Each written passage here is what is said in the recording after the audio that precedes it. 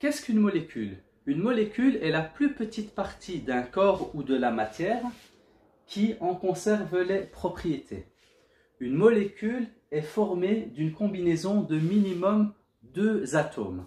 Pour expliquer cela, prenons un exemple concret. Alors ici, j'ai du sel de cuisine. Alors si je prends ici du sel de cuisine, je vois qu'il se présente sous forme de petits grains.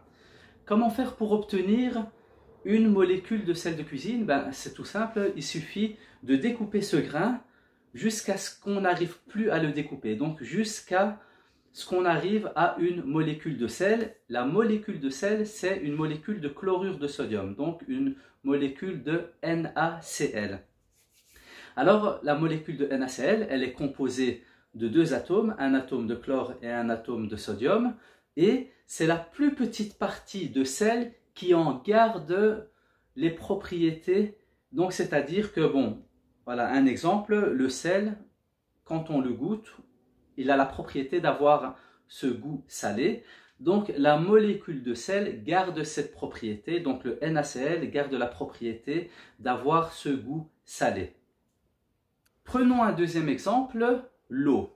L'eau, la molécule d'eau, c'est la molécule d'H2O, donc 2 atomes d'hydrogène et 1 atome d'oxygène.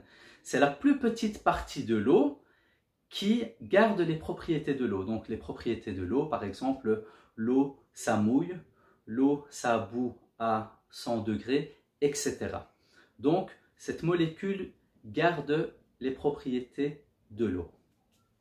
Maintenant, nous allons voir qu'est-ce qu'un atome. Puisqu'une molécule est une combinaison de minimum 2 atomes, alors l'atome c'est la plus petite partie de la molécule. Lorsque les atomes se séparent de la molécule, ils n'ont plus les mêmes propriétés chimiques et physiques de cette dernière. Les atomes sont regroupés et classés dans un tableau que l'on appelle le tableau périodique des éléments. Alors revenons sur la molécule de chlorure de sodium, le NaCl. Donc le NaCl, c'est la molécule de sel qui garde les propriétés du sel, mais si on casse cette molécule et on se retrouve avec du sodium et du chlore, on se rend compte, je vais prendre l'exemple du chlore, vous voyez que le chlore n'a plus les mêmes propriétés que la molécule de NaCl. Ici, on voit que le chlore a la propriété de désinfecter l'eau dans les piscines. Si on prend l'exemple de la molécule d'eau, donc H2O, et que l'on casse les liens entre ces atomes, si on se retrouve avec un atome d'hydrogène, cet atome d'hydrogène, c'est du combustible pour les fusées. Alors vous voyez la différence entre les propriétés des atomes pris tout seuls et les propriétés de la combinaison d'atomes qui forment des molécules qui, eux, ont des propriétés chimiques et physiques différentes. Merci d'avoir suivi cette vidéo et bon travail à tout le monde.